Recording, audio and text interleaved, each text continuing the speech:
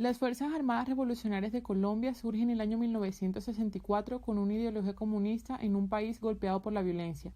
Nace como un representante al gran inconformismo de la clase popular. Se establece formalmente después de la batalla de Marquetalia, donde Manuel Marulanda, alias Tiro Fijo, se convertiría en su primer comandante. Inicialmente, las FARC se basaba en la autodefensa y una guerra contra el Estado. A finales de los 70 contaba con aproximadamente 900 combatientes, por lo cual sus capacidades militares estaban limitadas y por tanto afectaba muy poco al Estado. Pero todo dio un giro inesperado cuando en los 80 se involucró con el narcotráfico, el cual estaba sumergido en todo el país e hizo multiplicar los recursos del grupo armado. Es desde entonces cuando las Fuerzas Armadas Revolucionarias empieza a olvidar el porqué de su lucha y comienza una época oscura y teñida de sangre y dolor para Colombia. Con armamentos y recursos y además fuentes de financiación, libraron combates no solo contra las fuerzas públicas, sino contra grupos paramilitares. Esto desencadenó muchas bajas civiles. Dentro de tantos atentados y de tanto sufrimiento que este grupo generó, no solo a familias, sino también a un país entero, uno de los golpes más duros lo recibió las Fuerzas Armadas colombianas, cuando el 1 de marzo del 98 las FARC realiza una emboscada, dejando sin vida a 60 militares, a 43 con graves heridas y otros 43 secuestrados. Por esa razón, el primer intento de paz se dio en el 82, por el entonces presidente Belisario Betancur. Establece un cese al fuego y de ahí surge la Unión Patriótica, partido político con el cual las FARC intentó participar en las elecciones. A su vez, se da la creación de las Autodefensas Unidas de Colombia, grupo de extrema derecha. Entre estos dos grupos se da una gran persecución y derivó más de 3.000 muertes.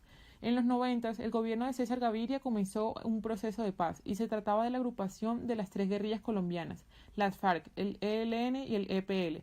Pero en el 92, tras el secuestro de un exministro y posteriormente su asesinato, ocasionó el fracaso del proceso. Entre 1998 y el 2002, el presidente Andrés Pastrana inició un nuevo acercamiento con las FARC en una región del sureste de Colombia llamado el Caguán. Sin embargo, este proceso fue considerado un fiasco, ya que ambas partes, antes que avanzar hacia la paz, se preparaba cada una para la guerra. El secuestro de un avión civil fue uno de los últimos episodios de esta negociación. Posteriormente, en la primera década del siglo XXI, Colombia tuvo dos periodos presidenciales de Álvaro Uribe, quien establece una política de seguridad democrática, logrando hacer varios golpes y dando de baja a varios líderes de las FARC. Por esta razón, en el 2012 comienzan las negociaciones entre las FARC y el gobierno del presidente Juan Manuel Santos. El gobierno y el grupo armado pusieron sobre la mesa los temas importantes, tales como la dejación de armas, la reparación y reconocimiento de víctimas y la reincorporación de los guerrilleros a la vida civil. En el 2016 se llegó a un consenso para suscribir los acuerdos y se invitó a los colombianos a votar en un plebiscito para avalar o no la paz. Los resultados fueron del 50.21% para el no y el 49.79% para el sí, lo que ocasionó reformular ciertos puntos de los acuerdos y finalmente el 26 de septiembre del 2016 se dio el paso a la firma histórica de la paz. Nacida en medio de la Revolución Cubana, la guerrilla ELN en sus inicios fue solo un grupo reducido de estudiantes en 1964 que se aprovechó de la ausencia del Estado para crecer en diferentes zonas del país. Al igual que las FARC, estos tuvieron su emanación de la violencia bipartidista entre el poder conservador y liberal, época que marcó la primera mitad del siglo XX. Pese a tener un comando central, la gran cantidad de frentes que posee con células parcialmente autónomas, a diferencia del verticalismo de las FARC, ha marcado una de las principales barreras para la negociación con este grupo. En medio del conflicto ya existente, este grupo apenas se sentó a negociar con el gobierno en España. Samper y los llamados helenistas alcanzaron en este momento un histórico preacuerdo que mostraba un camino hacia la paz a través de la Convención Nacional. Sin embargo, después de la muerte súbita del jefe supremo del ELN, conocido como el Cura, impidió la ratificación del texto. Después de esto, la intensidad de la violencia impidió el intento de conciliación.